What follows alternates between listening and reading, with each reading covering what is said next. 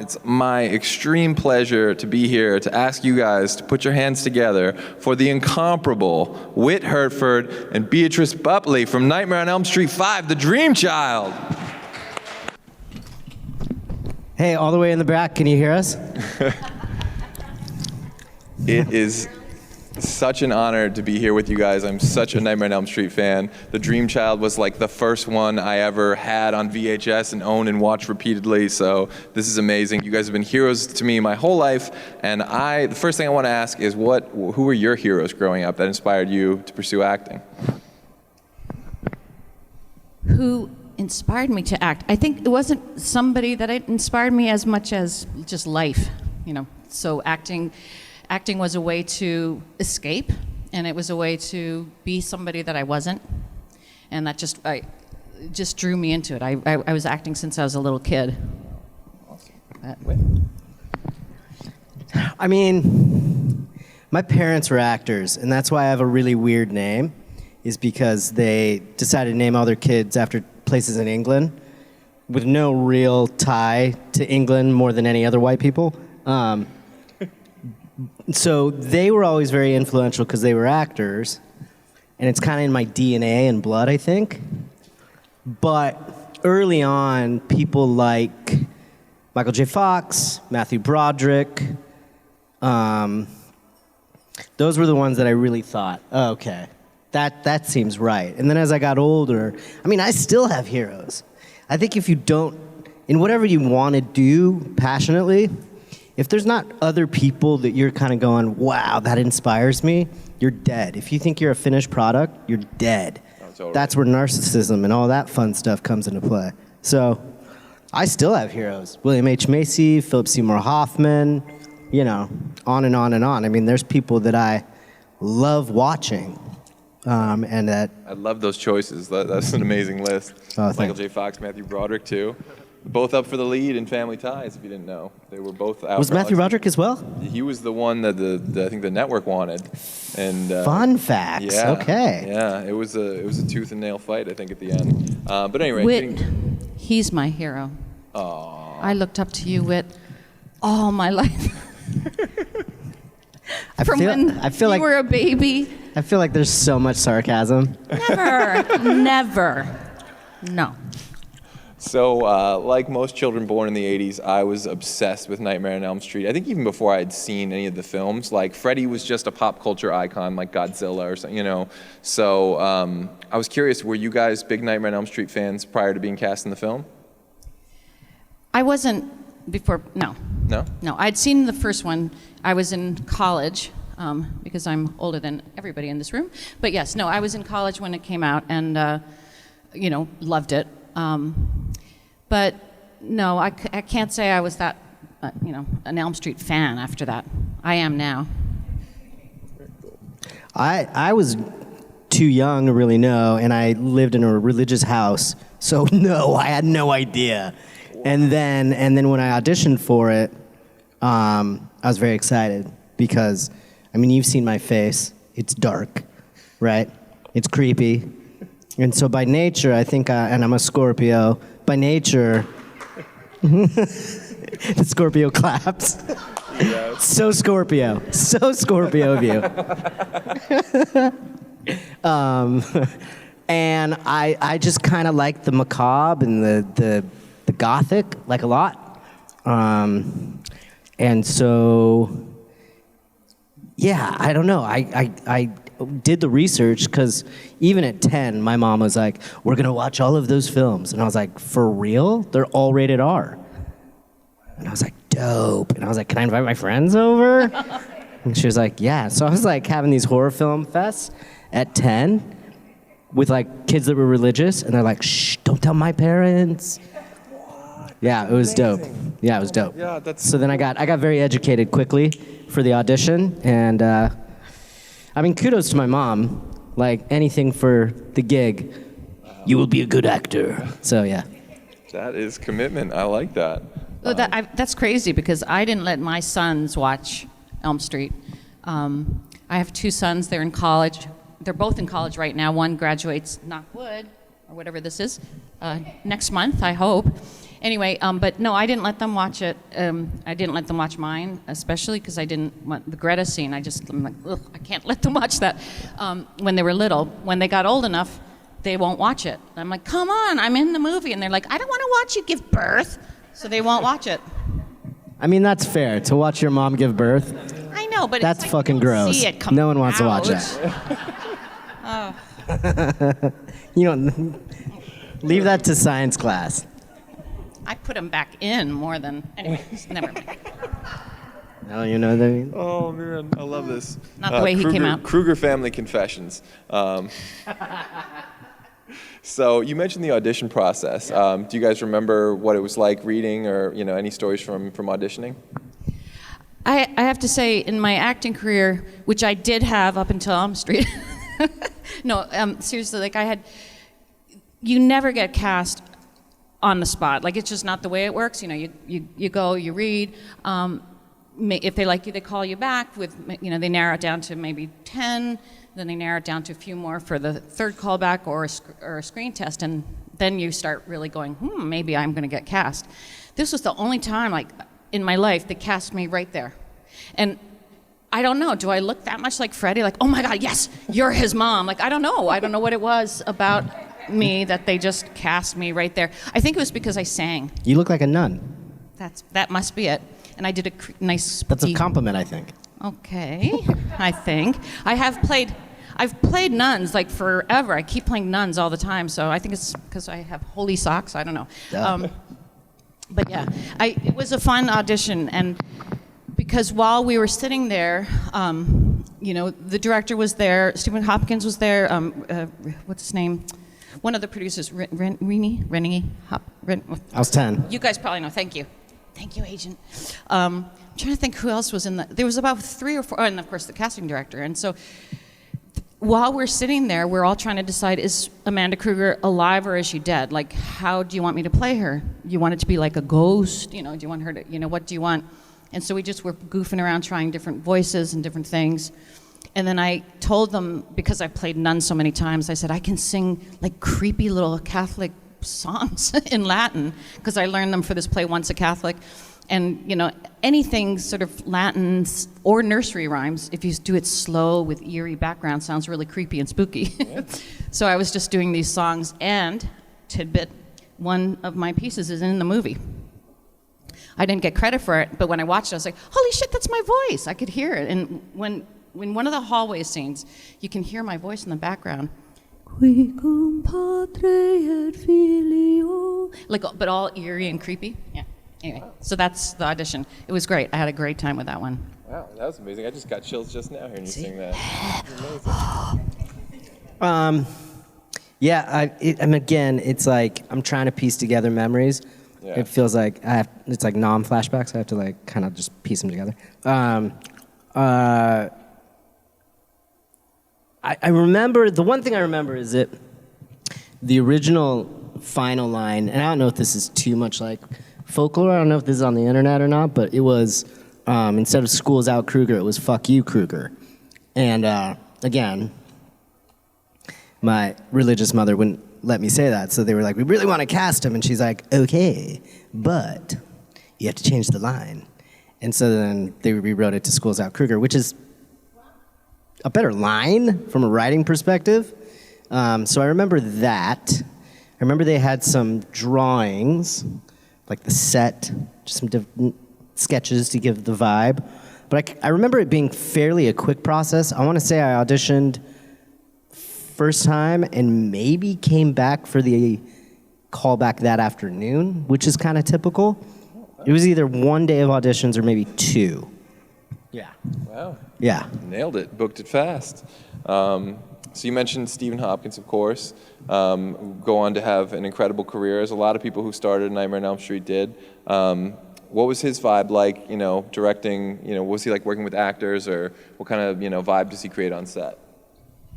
Well, he had a great accent, but he was really, he was good to work with.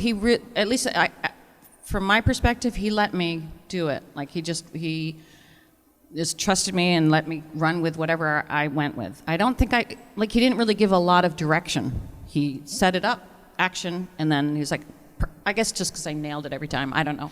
But either that or he was in a super rush, which he also was. He was in a super rush because I'm sure you've all heard the stories how we had multiple sets going on at the same time, and so, which is unusual, so that as soon as one scene is done, he rushes off to the next one, you know. And yeah, but I enjoyed it. I remember, you're 10, so you're very keen to see who are like the cool guys, and that are sort of the ones you aspire to be like. And he has a very cool vibe. There's a lot of directors that can be like kind of dictators and loud and bombastic, and then there's the other ones that are maybe sort of technicians and calmer and a little bit more methodical. And Steven was like that. He also just was like, which I appreciated, he never talked down to me. He talked to me like an adult. He always would like ask about my life. This is in the documentary too, and I try not to like over sentimentalize this, but I shot that movie like 6 months after my dad passed away in real life. And I always tell my mom that it was so smart that she kept me working, that she kept me active, because then I got to just, escape. And so he knew that. I'm pretty sure he knew that. And so he was just so kind. And I mean, I'm kind of still emotional about it too, because it's like in that brief period, a couple weeks, whatever, a month of filming, he left an indelible presence, as did Lisa, to be paternal and maternal. And that's a weird combo to have in a horror film, to have that kind of like love and comfort, as well as all this gore and chaos. But it really worked, and for me, it's what made me not be scared when I would be on set. Like, everything was interesting. I was getting to watch how the sausage was made, And I love that. I remember at the end of it, Steven specifically, you sometimes get a rap show gif, and they'll give you like maybe a prop or whatever. And he knew I loved skateboarding, so he gave me a new skateboard. And I was like, dope. I was so excited about that. Was it like a 1989 Vision skateboard? What are we talking here? No, it was a Steve Caballero pink grip tape, like hot pink grip tape. Oh, it was killer. That is fire. I brought it back, and I was like, I did a movie and I got a dope skateboard. Get out of here. Flex. Yeah, big flex. Amazing. I didn't get one. You didn't get a skateboard? What the heck, Stephen Hopkins? Come on. You need a skateboard Gave me a over nun's here. habit. No, I'm just kidding. You know what? To be fair, I think it was actually my birthday. I think the gift was because I was a birthday on set. It wasn't because I was special. It's a nice back pedal there. It was actually my birthday. No, it wasn't my birthday. No, President's Day. he just gave me that trip to Hawaii. And Well, there's a flex. So one thing that seemed to be flexing a bit and changing while you were making the movie was the script, constantly being rewritten, right? You guys have any stories, nightmares from that process? yeah. So when you're working on a film, you get your sides in the morning, but you have the script, and what they would do to mark that it was new, that they had new pages, is they use different colors. So so one day, you start off with a white script, but then they made some changes. So they give you some pages that are yellow that day, and then the next day they made more changes. So you got some that were pink, and then the next day you got purple and blue. And honestly, like I do have my script. If I'm ever like super desperate, I'll sell it on eBay. But anyway, because it has all those colors, it's like a rainbow, all the different colors, because they constantly were doing rewrites as we were going. At one point, when we were filming, Robert Englund, maybe he was just super tired because they'd just done 4 right before 5, and he was like, this is it. This is my last one. And so they were going to have Amanda at the end just take him into the 100 Maniacs, and that was going to be the end of him. There wasn't going to be him coming back out. That was it. Then they switched, let's leave an opening so he can come back, so they switched that his glove comes out. But yeah, they were changing things up and down every day. Gosh, wow, crazy. Did that ever affect your scenes? I mean, that one line they did, Right, of course, yeah. rewrite that. I don't remember anything other than that, truthfully. Okay, right on. I guess they got that part chiseled out a little earlier on. You mentioned Robert Englund, of course. who is, like Bela Lugosi, Boris Karloff, just, on the Mount Rushmore of horror forever. What was it like to work alongside Robert Englund? You have some cool. Tell them the. So the only time I was scared was that they brought me to set early, the day before I was supposed to work, just to kind of like get acquainted, meet people, and they brought me into one of the sound stages, which was huge, as B was saying, and they were doing the Greta force feed scene, and which is wild for a 10-year-old to be watching that anyway. And somebody whispered to Robert, and he legitimately, like a hawk, just went and looked at me across the room after they yelled cut, and moved towards me in full makeup, and hi, I'm Robert. And that was pretty scary. And then I realized he got like a kick out of it, and I thought like, fuck that, let's go, let's do this. And so from then on, I was always like skeptical and being like, you playing me right now? And I think he liked that a lot. Years later, a friend of mine was in theater school in Chicago, and he was at a bar one night, and I was in London in grad school, and I got a call at like 2 a.m., and it's my friend Joel, and he goes, hey, Whit, I have somebody who wants to talk to you. Your dad wants to talk to you. I'm like, that's a sick joke, dude. You know my life. And Robert gets on the phone. He's like, hi, Jacob. And we rapped for a little bit, and I like exactly what he did with me, particularly because I never saw him out of costume. I never saw him out of makeup. He never, even though he introduced himself as Robert, he never tried to like say, hey, this is acting, which I felt like he was respecting me, that I could keep the level of suspense, and disbelief. I thought that was pretty cool. Amazing. Yeah, I actually, I'm trying to think. I don't think he was ever out of makeup with me either. It was because of the way it was being filmed. It takes so long for him to get into makeup, and my character had no makeup. They didn't even put powder on, which it really surprised me. I thought I'd at least get some pressed powder or whatever, but whatever. No makeup other than blood all over me, which they just dumped on me like who's that guy? Pollock? That's Pollock. Yeah, right? I felt like I was the painting because they're just like splashing the blood on me. But anyway, he was always in makeup because I never was in the makeup trailer. So from the first to the last time we worked, he was always in full makeup. Wow, amazing. So another person I've always loved in the Freddie family, the New Line family, of course, kind of the godfather of the franchise back then, was Bob Shea. Was he on set a lot when you guys were shooting? Actually, he was in the audition, but when we're shooting, yeah, I think so. Like, he would be whipping in and out, and literally, like, everybody was running on that set all the time. Like, there wasn't a lot of downtime. So many films, if anyone's ever been on films, if you've been background players especially, there's this sitting. You're just waiting. This one, there wasn't a lot of sitting and waiting. So, because as soon as you'd wrap on one scene, they would be dashing off. They'd pull Robert to whatever the next one is, the director, the producer, everyone's dashing to different parts of this big warehouse. So, but yeah, he was around. I don't recall a lot of, like, hanging out, though. Yeah, I don't really remember, but I echo what B said, that there was a lot of running. I got in a lot of trouble because all of my scenes, I'm barefoot, and so I would just be running around the sound stage where there's nails and wood and construction stuff. And I got in a lot of trouble often where they'd be like, put your Van slip-ons on, dude. Well, I don't know if those are going to help you from a nail, but... Right. Yeah. Amazing.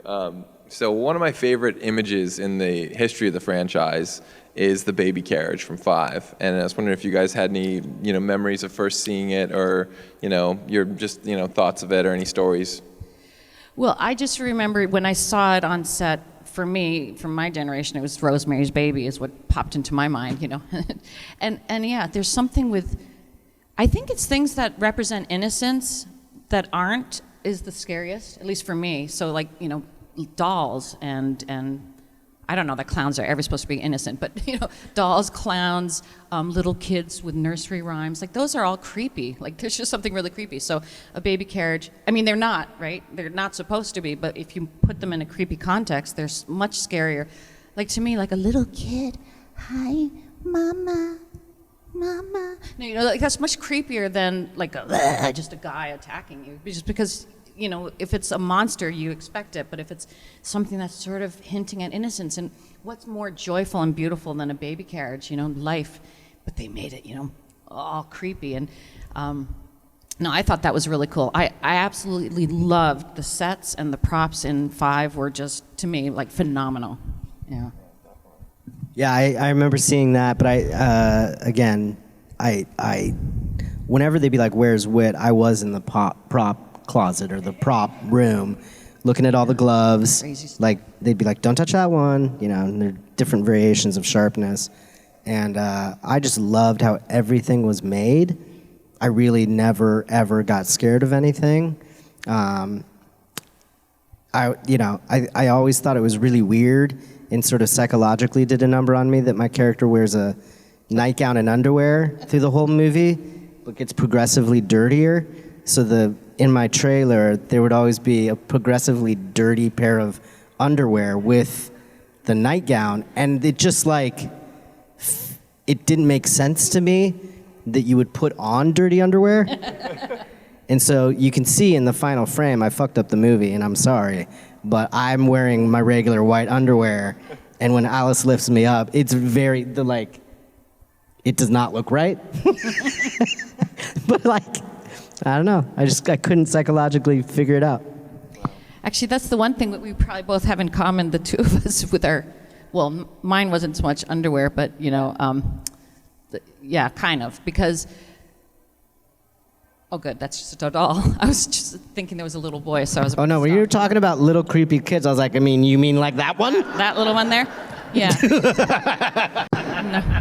No, but you guys. As soon as she said that, I was like, right? Jesus Christ! I know. I just noticed that little, and then suddenly it blinks and slowly and looks at us.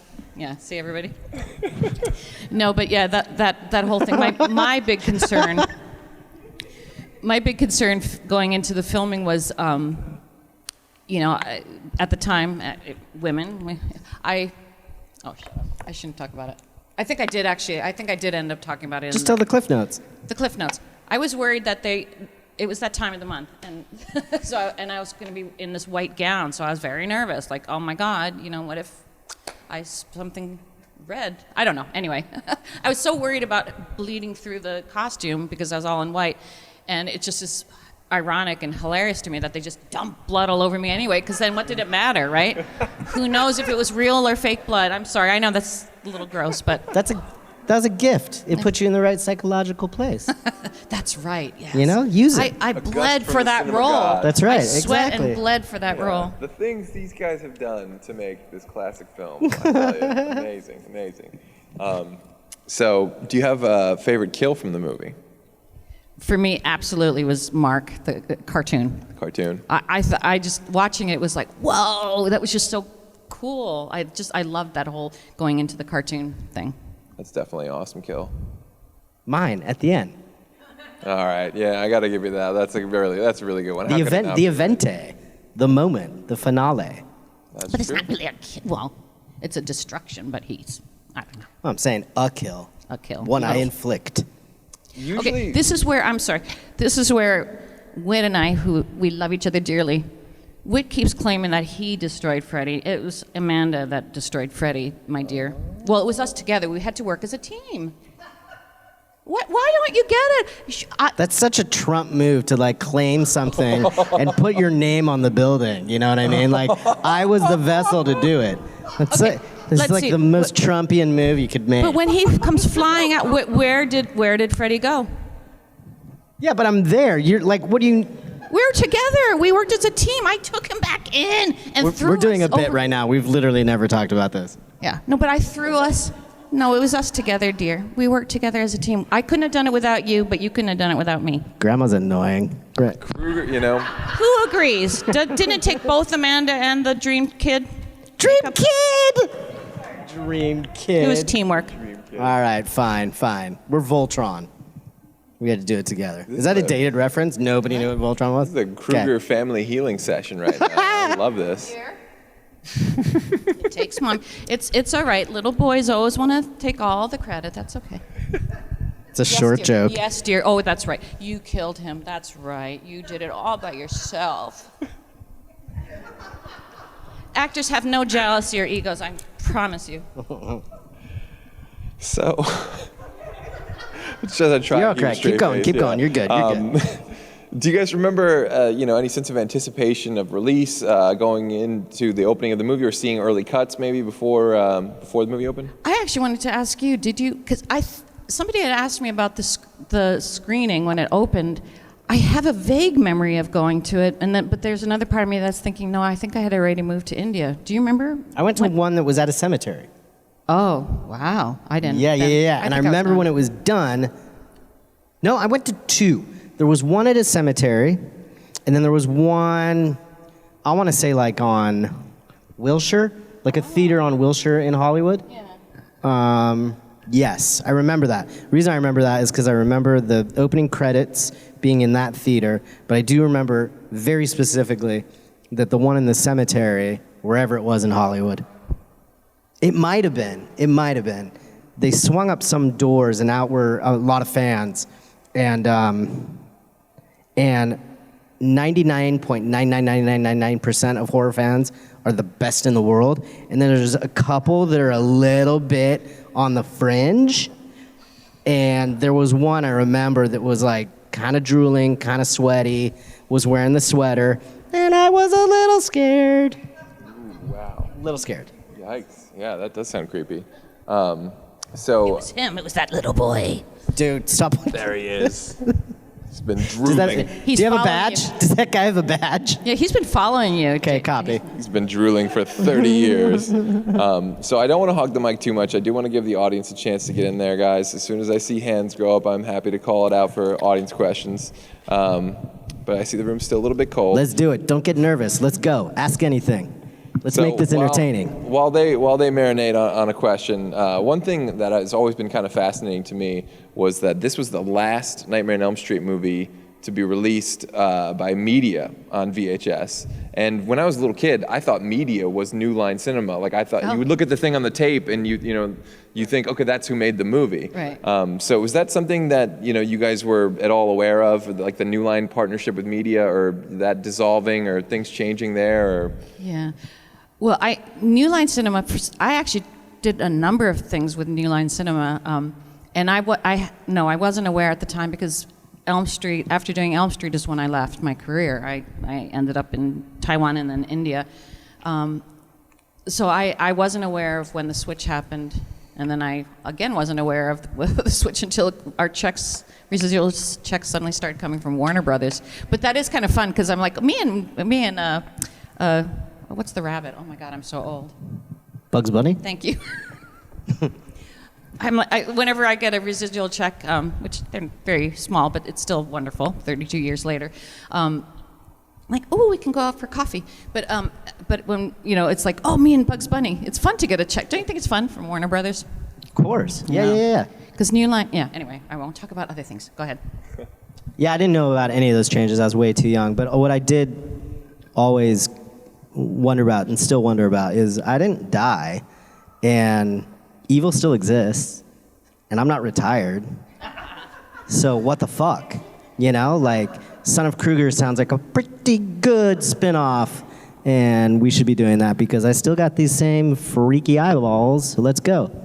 Well, if we're gonna do that, then Nan Martin. Yeah, Grandma can have a role. Grandma can have a role. I get it. Dude, no, I'm just saying together, because Nan Martin, who played Amanda First, she was about the age I am now. Exactly. When she did it, so I'm totally That's perfect. Be in there. Yeah. It's perfect. Get on Reddit. Get on the boards. That's right. Let's do this for real. Right? And move over, Jackie Earle Haley. Here we Who? are. You've been replaced. Please. So one thing that I always thought was kind of one of the key ingredients of the Nightmare on Elm Street franchise is that it always really felt like these were movies made by young people for young people, and there was just like sort of a young energy to them. I hate to say, because they were 80s movies, that there was like an MTV vibe, but I think there was certainly a part of that because Freddie was a total rock star.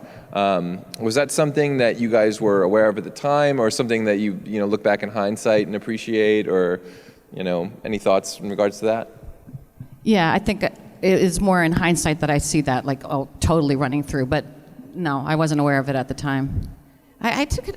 I took it seriously. You know, we all did. Like, it was just when I was cast in 5, it was just this good story, and I was more thinking in terms of the relationship of mother and son, and what do you do if you have an evil son who you love but you have to destroy him. But anyway, go ahead, Mister. Yeah, I think the thing that sets this franchise apart, obviously, is that it's funny. Is us, right? You and me. Is that Freddy has one-liners, that he is never taking himself too seriously, that he actually talks. Some killers don't talk. And I think that's got like a real sort of punk rock, youthful vibe to it. And it also felt a lot more like Scotch tape and bubblegum putting it together, which I think was cool, you know? Like there was less studio gloss until the later ones. But the earlier ones felt a lot more like sort of, yeah, we're doing this with a 8mm and we're, to me, and I think that kind of spirit is hard to fake. Yeah, I mean, that makes sense. And I think that vibe gets into the actors, it gets into the performances, it winds up on the screen, you know. I think that's amazing. So one more before I give the audience another chance to jump in. You know, one thing that I've been obsessed with forever is the fact that they followed this up with Freddy's Dead, and then they had this Freddy funeral in Los Angeles or wherever it was. Did you guys get invited to that? Because I know a lot of cast people, that was I think 91, 92, a lot of people from the older films came back, and I've looked for footage of this online, and you know, I wish I was recording whatever newscast aired about it in the 90s, but I was curious if they, you know, called you guys about that. I was in India. I didn't I was get a living call. hidden away for 2 years. It was in the 90s? It was, yeah, I mean, what Freddy's Dead was 91, so Okay. it So would where have had was to I? have been 91, I think. I was in college, so yeah. Yeah, no. Yeah. Nope, didn't get the call. Oh man, well, bummer. So I do want to give the audience a chance to get in there, guys, and I don't want to hog the mic too much, so remind you guys, if you want to get in there, you're free to, but that's okay. So another one I want to ask, what are you most proud of about the film? How long it's lasted, my gosh. Yeah. Which really is 100%, well, I would say 99% the fans. You know, I mean, if there was nothing to be remembered, then of course there wouldn't be anything to be remembered. So we had something to do with it, but mostly it's the fans that loved it, that love it, that kept it alive. Because honestly, like a film 32 years later, you know, I mean, it's not like it's like, you know, classic Academy Award, anything in terms of that, but it's the love that people have for the franchise, for Robert Englund, for Freddy, for all of us, the stories, the characters that have kept it alive, and that to me is just amazing. It just blows my mind. I don't think any of us, including Robert, I don't think had a clue how long and how iconic this would have lived on, you know? Yeah, so thank you to fans. I mean, honestly, it's amazing.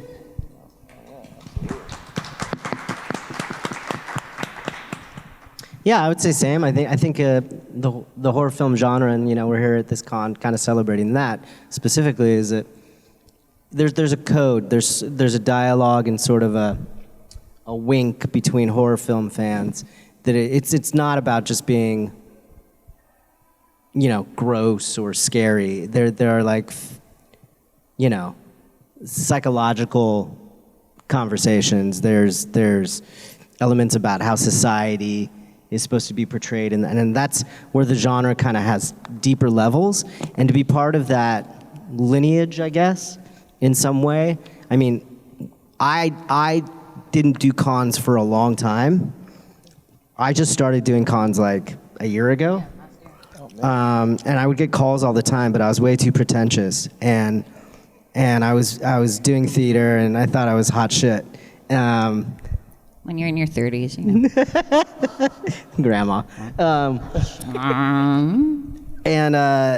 So I you know, finally when I jumped in, and the first one I did, you know, seeing people that I hadn't seen for 30 years, I didn't know if it was going to be awkward, but it was so inviting. And you meet the horror film fans like yourselves that you have everybody's got a story. Everybody's got a reason why this movie is important. It's not arbitrary. It's not just out of boredom. There's something very specific about it. And I think that storytelling is really, really valid and interesting and finds different ways, even with like something like A Quiet Place, which is newer. There's a new way of telling horror, and then you can go all the way back to, some of my favorites, which are the Universal monster movies, which tell the same kind of thing in a slightly different way. And just that, again, that lineage and that family is really, that's what I'm most, I wouldn't even say proud, I would say honored to be a part of, because it's so specific. I mean, I could have been in a fucking Ernest movie or something stupid, right? But instead it's this, and fan. Shh. I was very lucky. No offense to Ernest. Sorry, Ernest. Well, I'm just saying, an Ernest Freddy crossover. You can take my money. Yeah, why not? I would have watched it. So, other than having you two come back, of course, what would your hopes be for the future of the Nightmare on Elm Street franchise? Oh, I mean, there's been a lot of talk about a new one coming out, and as long as they have Whit and I in it, we'll love it. No, I think it would be awesome. Like, whether we're in it or not, it would be great to be in it. Of course, it would be great to be in it. But either way, if they do it justice, I'd love to see it continue on. Because I've grown into an Elm Street fan through my fans. My kids, I'll be up front. I mean, I think people have heard. I was not a horror fan. A lot of the actors were not horror fans when we did it. It was an acting job. But I always loved spooky. I loved creepy, spooky movies since I was little. And my formative years was in Japan, actually. I lived in Japan from age 5 to 9. And Japanese, if any of you know, Japanese ghost stories are creepy. Like, whoa, spooky. There's like this... Ooh, and I was told all these horrific stories, and my sister would terrify me with stuff too. But I wasn't into gore and things like that. And then it was more like the 70s and 80s where it was like creepy, the trilogy of terror, which, that Michael Calls, I think it was called. I don't know. There was a lot of ones that are more psychological that were very scary. Now I'm yapping. I totally forgot what you asked me. What was I? About the hopes for the future. Oh, I want the franchise to be all about me. No, I'm just kidding. No, I would love it if they did a new one. I don't know where I was going with that. I would love there to be a new Elm Street. And I think this is where I will throw in. Don't give me looks. He's already giving me looks. I did want to tell people. I wrote a book. It's called The Krueger's Curse: The Nightmare Before Elm Street. I just finished writing it last month, and I have 2 phenomenal illustrators that are doing some illustrations, and it's basically the backstory of Freddy Krueger, Amanda Krueger and Freddy Krueger. It's the Krueger history, leading all the way up to when he is first burned, and when Amanda hangs herself. Well, she doesn't hang herself. She locks herself in the tower when she dies. So it fills in all the blanks that were left in the 8 films, and that's coming out this fall. Take my money now, please. Yes. Thank you. But so it just really delves into that history. What made him the way he was? Why was that Alice Cooper character? Why was he so mean to him? What made him that way? Why wasn't there a wife? Why, what happened between them? It fills in all those blanks based on the mom's perspective. So if you're into it, I hope you will all read it. And Whit? I mean, I think I already kind of revealed my cards and saying that I'd love to do it as well. I think I stepped away from acting a couple times, and I'm glad I did that. It was a risk because everybody that I auditioned with when I was a kid, like ages 8 to 14, Tobey Maguire, Gina Vani, Ribisi, Seth Green, Elijah Wood. Like, these are all fucking very famous, and I went to, like, college and did real people shit. And I would do that again because I actually think now at 43, not only am I 100% in my sexy phase, but I feel like I have a renewed love for acting. I've been directing and working with my own theater company that I started in London, where I'm a playwright, and that's my baby. That's my little garage band and my passion. And through that, and through kind of stepping away and coming back and kind of being reassociated and reconnecting with things from what feels like 100 years ago, has been really nice to make me,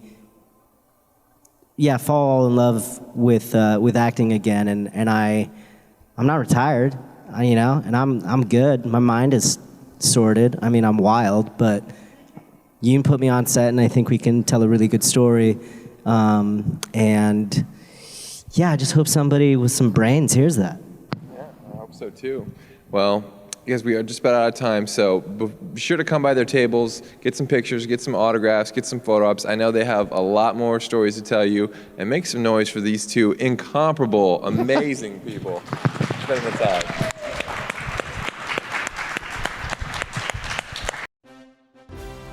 Hey, this is Alex Malari Jr., and you are watching Fandom Spotlight. Be sure to hit that like button, share, and subscribe. Your Emperor commands it. Thanks for watching.